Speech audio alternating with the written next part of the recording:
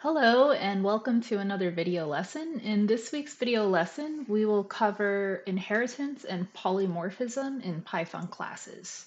So in the last video, we learned how to define a class in Python, including how to use the constructor, which in Python we use the init method to initialize instance attributes.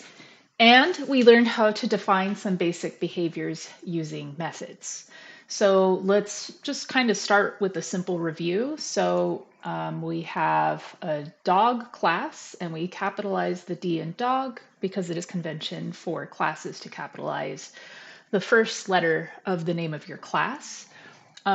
We have our class attributes, which are the name, the fur color, the tail type, and the size. And we even have a method to edit to edit the name that the user inputs so that the first letter of that name is capitalized. We also created a print statement to let the user know that the dog was created. We have some methods, a getter method that returns the private variable of balance. We have a bark method and an eat method.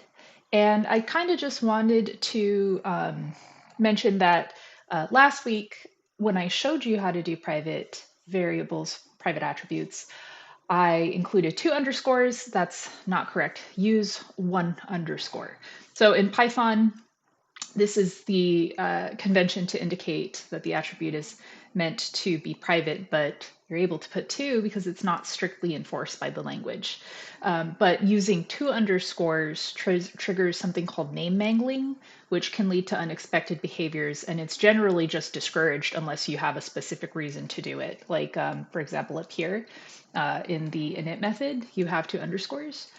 So there's a specific reason to do it that way. So stick with single underscores for most cases, unless you have a specific reason to use 2 underscores. All right, and then we also talked about how to call methods. So you would create a dog object and you would use the dot operator to call a method of that class. If you wanted to get any of the public variables, you would simply, again, use the dot operator and then the name of the variable, and you could return whatever the attribute is for that specific dog instance. So now let's talk about class inheritance. So inheritance lets you define a new class that reuses the functionality of an existing class. And this is really good for avoiding repeated code and organizing related behaviors, specifically to enforce a class hierarchy.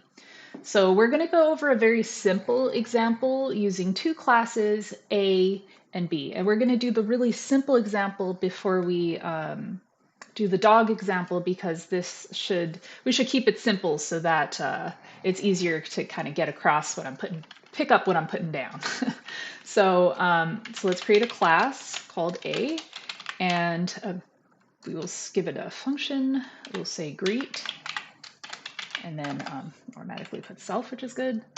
And then we will say print greetings from class A.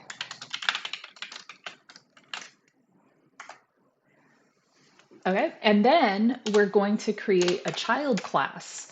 We're going to make B a child class. So to do this, the syntax for this is to once again use the class keyword, the name of the subclass, which in this case will be B, and then in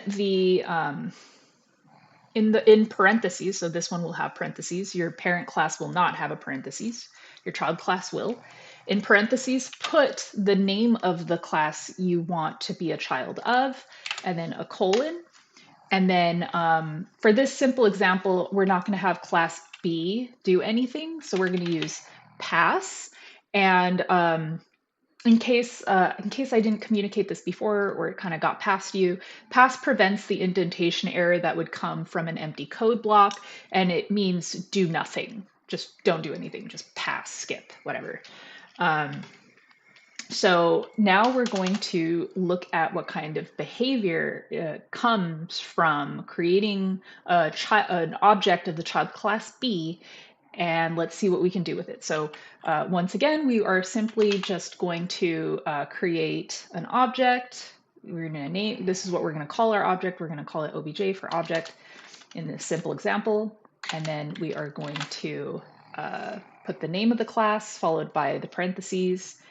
And then we want to call a method. Okay, so I'm going to run this. And it says greetings from class A. So notice how we created an object of the child class B, and we were able to use a method from the parent class. And the IDE, the PyCharm IDE, recognizes this, by the way. It will autocomplete if you select this. But this is basically how inheritance works, where you have, in this case, we don't have attributes, but you would, attributes would be inherited from the parent class and would be part of the definition for the child class inherently. You don't have to explicitly do this. This is just how this is going to be. Now, let's say we want class B to have additional properties, but still use the same setup from class A. So we would do this using the super function. So let's go ahead and amend our current code to include this. So we would say, okay, this is fine. And I mentioned last week that not all classes need to have constructors. So this would be an example of that not happening.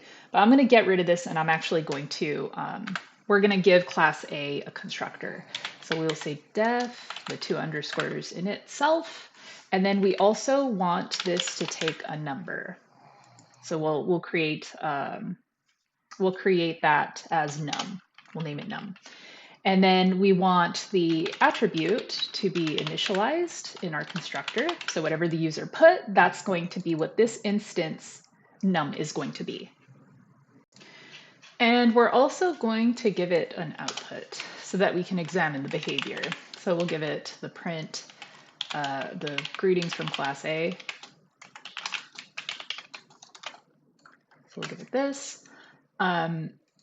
And then now we want to change class B so it has some of its own attributes that are different from whatever class A has in its constructor.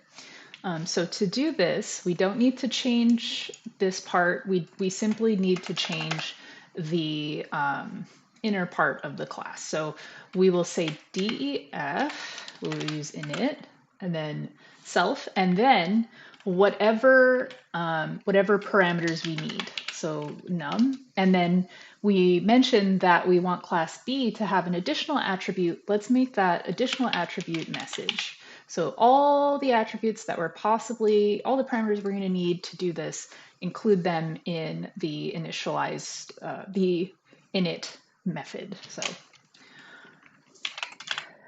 So we use super followed by parentheses, dot, 2 underscores for init, and then num.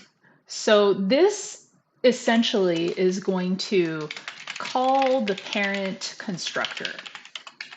And notice how it needs me to pass the parameter that parent constructor uses. And the parent constructor uses num. That's it. It has self, but this is basically all it's going to take from the user, so num. So make sure that when you are calling the super method that in the parentheses portion, you include whatever parameter the parent constructor will require. Okay, now we can initialize those extra attributes that are part of the child class.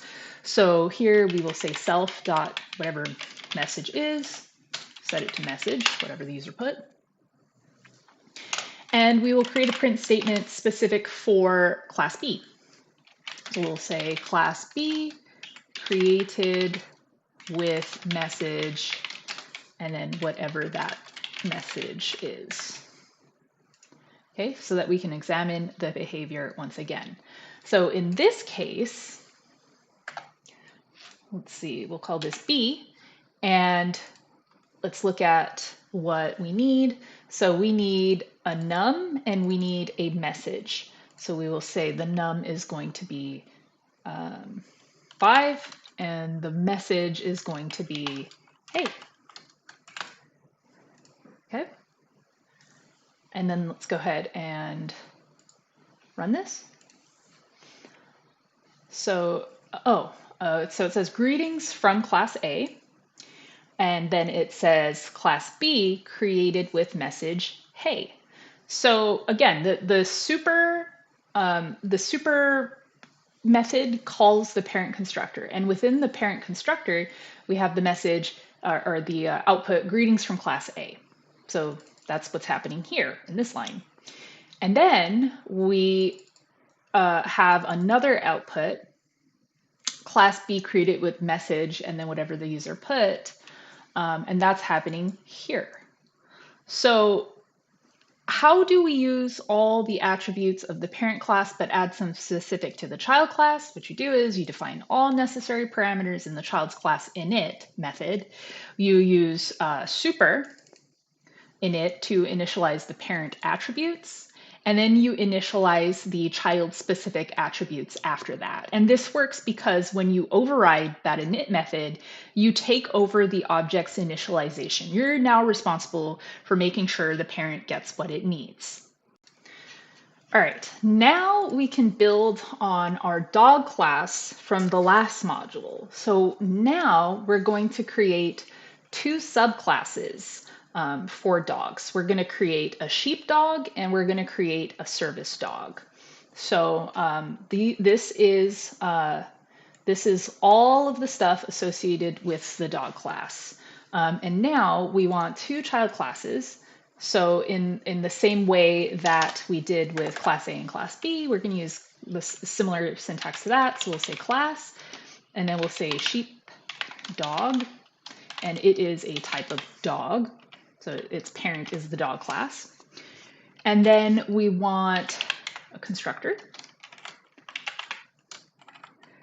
And it's going to have self in it. It's going to have a name.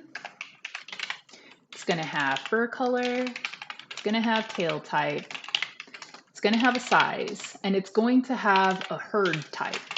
Not all, this should be, would we call this a shepherd dog? I think so. Because I want to make it such that this type of dog doesn't just herd sheep. It could also herd goats. It could herd cows. It could herd whatever it needs to. So we'll just call this a shepherd dog. And then this will allow us to be able to have a herd type so we can customize that. Okay. So we want all the same things to happen from the parent constructor. That happens, we want that to happen for the child class as well. We want that as well. We want all those things. So we're going to use super dot and then the 2 underscores and then init. And then for the parent class, we need a name, a fur color, a tail type, and a size. So we'll say name, fur color, tail type, size. And then we also want attributes that are specific to the shepherd dog. And so we will say self dot owner, or no, we'll do that with something else. We'll do herd type, and then we'll set it to herd type. Okay. So now the shepherd dog has its own special attribute for this child class shepherd dog. We also want to create a service dog, which is also a child of the dog class, the dog superclass. And we will say def init. It says self, name, fur color. All dogs have these things, right? So this makes sense. A size. And then we want our service dog to have an owner, and that will be the person that the service dog helps. So we'll say owner. And then we want the service dog to have all of the same things that a normal dog has. So we'll use super, and then init, and then it has a name, it has a fur color, has a tail type, it has a size, okay? And this special attribute needs to be initialized as well. And this is, so any additional attributes that are not found in the parent class that are only specific to this new child class needs to be initialized here in the body of the constructor. Okay, so what's happening is name, fur color, tail type, and size are passed to the dog constructor via super. And the child classes define new attributes, herd type and owner, that are specific to those child classes. So now we can create new dogs, new shepherd dogs and service dogs. So let's create a service dog. We'll call it helper dog, and we will make it part of the service dog class. And we will give it a name. We will give it a fur color, tan, tail type, and oops, that's not what I meant to do. We will make the tail type straight and short. And the size will be a medium. I think a lot of service dogs are medium sized. And then we will give them an owner, and that owner, let's close this. And that owner's name is going to be Jesse. Okay, so now we have a helper dog. And then let's just go ahead and run this so we can look at what we get in our output. So I'll run it. And it says Luna the dog is created. And that is exactly what we expect, because in the service dog subclass, we called the constructor of the parent class. And the parent class does all these things here. And it also outputs the name of the dog is created. So that is expected behavior. We also want to show, let's print the helper dog's owner's name. And that's going to be owner. And I'll run that. See, it's Jesse. So we're able to call on the attributes that are part of that child class, that's specific to that child class, the same way we would do with a dog object. Now, if you tried to do this on a normal dog, so let's say we have a normal dog, and it's going to be a dog, and its name is going to be Winston. Its fur color is going to be black. Its tail type is going to be curly. Its size is going to be small. It's its own dog. And then we won't be able to add the parameter for owner with this one. So if we tried to do, what's the name? Sheila is the name. Okay, so I run this and I get an error. It says, okay, well, the dog constructor takes 5 positional arguments, but 6 were given. So you can't do this. And you won't be able to access a dog's owner attribute because it doesn't have one. It is a normal dog that does not have that. That would belong to the child class service dog. So you won't be able to do that. All right, so that's inheritance in Python classes. So let's talk about polymorphism. So polymorphism means many forms. And in object-oriented programming, polymorphism allows us to use the same method name across different classes and have it behave differently depending on the object that it's acting on, whether that's a parent object or a child one. And this works in Python thanks to method overriding. So through this method, a child class can override a method from its parent class. So let's go back to our simple classes example. And let's do something a little different here so that we can explain this as simply as possible first and then build on it. So we will create a function called speak that takes itself, and we will say speaking from class A, and we will do the same thing. And here's the key: we need to name the function the same as it is in the parent class. So this and this have the same name. And we want to do something different here. We want the behavior to be different. So we'll say speaking from class B. Okay, and let's go ahead and make a couple of objects. We'll say object A, and we'll make object B. Okay. So I'm going to run this. Okay, and right now I haven't called a method, so this just works, and that's fine. We can do object A dot speak. Okay, let's run this. And this says speaking from class A, which is what we expect. And then remember, class B is a child of class A. But we used method overriding to change the behavior of this method. So let's try changing this to B. Let's see what object B's speak method does. So we run it, and it says speaking from class B. So even though we're calling the same method name, the output depends on the actual object type. And that's polymorphism in action. So that's just the gist of it. Let's go ahead and override the bark method to suit each type of dog in our dog example. So here we go. So here's our dog parent class, and then we have a shepherd dog and we have a service dog. So we want our shepherd dog to bark loudly and confidently. This is kind of a characteristic of shepherd animals. They need to be confident.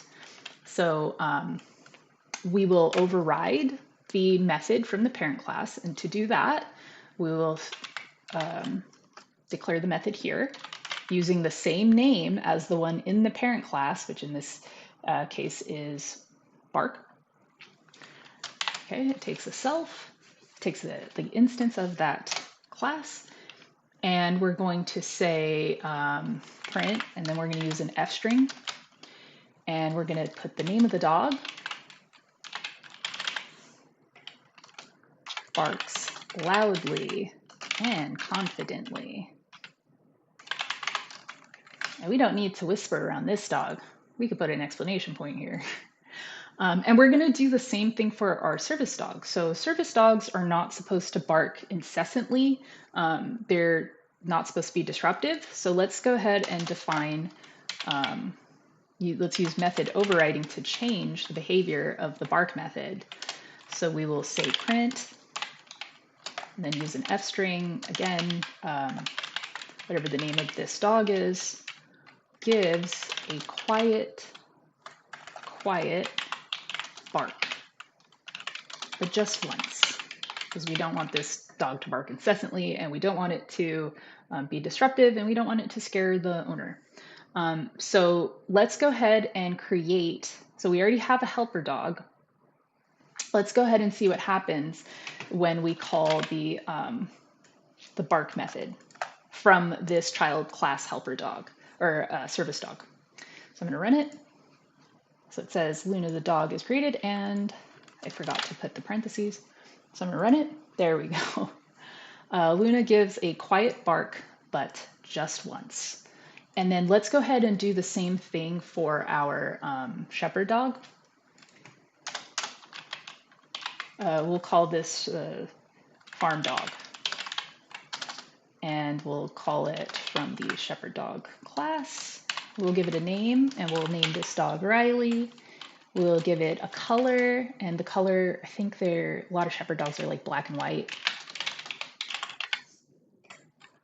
I'm thinking of my father-in-law's Australian Shepherd Hound. So, and then the tail type, I think they're a little bit curly, but like curved. And then the size, this is a medium dog, medium to large, but this one's medium. And then we want the herd type to be sheep. Okay, and then we're going to call farm dogs bark method. We're going to see what that is. Let's go ahead and comment this out for now so that we don't see it in the output and it's easier to interpret. Okay, so it says Riley the dog is created. This is what we expect. And then it says Riley barks loudly and confidently. So again, even though we're calling the same bark method on each dog, we're getting different behaviors. That's polymorphism. Okay, and before I close out the video, I wanted to talk a little bit about duck typing versus object-oriented programming structure. So you did have required reading, and the required reading goes over duck typing. Some people say that Python's duck typing is a form of polymorphism, which is, if it quacks like a duck, if it walks like a duck, it's a duck. But I want to point out that duck typing isn't real object-oriented programming polymorphism, because in duck typing, behavior is based on what an object can do rather than what it is. And more importantly, there's no structural enforcement. In contrast, object-oriented polymorphism comes from the structure. The relationships between classes enforce expected behaviors. And that structure contributes to encapsulation and predictability, which are two core benefits of object-oriented programming, and duck typing just doesn't have that. So, my personal opinion, I don't think duck typing is a valid form of object-oriented programming's polymorphism, that they're different. So in conclusion, when do we use classes in this way, right? When do we need to use inheritance? When do we want polymorphism? And that's class inheritance works well when the ideas you want to represent in your code can be described hierarchically. So dogs can be sheepdogs, dogs can be service dogs, and then if you want to extend that, cars can be electric cars, cars can be gas cars. If you use an is a relationship, like a sheepdog is a dog, that's a good time to use inheritance, okay? And that's going to do it. If you have any questions, you have any concerns, you want me to elaborate on anything, just shoot me a message and I'll respond as soon as I can, all right? Thank you so much for listening and have a wonderful day.